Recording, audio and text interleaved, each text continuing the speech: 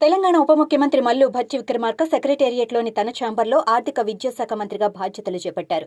గురువారం ఉదయం బాధ్యతలు చేపట్టిన భట్టి మొదటగా కాంగ్రెస్ ప్రకటించిన 6 గ్యారెంటీల అమలులో భాగంగా మహాలక్ష్మి పథకం ద్వారా మహిళలకు కల్పిస్తున్న ఉచిత ఆర్టీసీ బస్సు ప్రయాణం కోసం ఆర్టీసీ 374 కోట్ల రూపాయల నిధులు విడుదల చేస్తూ తొలి సంతకం చేశారు. అలాగే రాజీవ్ ఆరోగ్యశ్రీ పథకానికి 298 కోట్లు, విద్యుత్ సబ్సిడీకి 996 కోట్లు, మేడారం జాతర ఏర్పాట్లకు 75 కోట్ల నిధులను విడుదల చేస్తూ సంబంధిత ఫైళ్లపై భట్టి విక్రమార్క సంతకాలు చేశారు.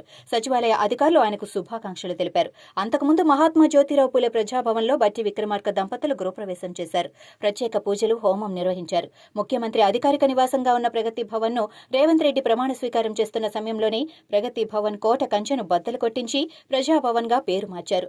మరుసటి రోజే ప్రజలు నేరుగా వచ్చి కలిసేందుకు ప్రజా దర్బార్ నిర్వహించారు.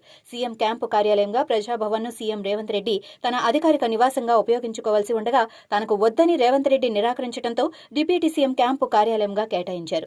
డిప్యూటీ సీఎం భట్టి విక్రమార్క సెక్రటేరియట్లో గురువారం ఉదయం 8:21 తన ఛాంబర్లో వేద పండితుల మంత్రోచ్చనాలు, ఆశీర్వచనాల మధ్య ఆర్థిక ఇంధన ప్రణాళిక శాఖ, మంత్రిత్వ శాఖల బాధ్యతలను స్వీకరించారు.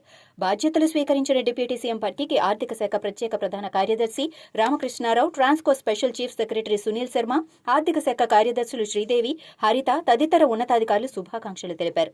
అంతకుముందు అంటే తెల్లవారుజామునే ప్రజాభవన్లో కుటుంబ సమేతంగా గృహప్రవేశం చేశారు. ఈ కార్యక్రమంలో ఎమ్మెల్యేలు రామ్దాస్ నాయక్, అడ్లూరి లక్ష్మణ్, ఆది శ్రీనివాస్ తదితరులు పాల్గొన్నారు.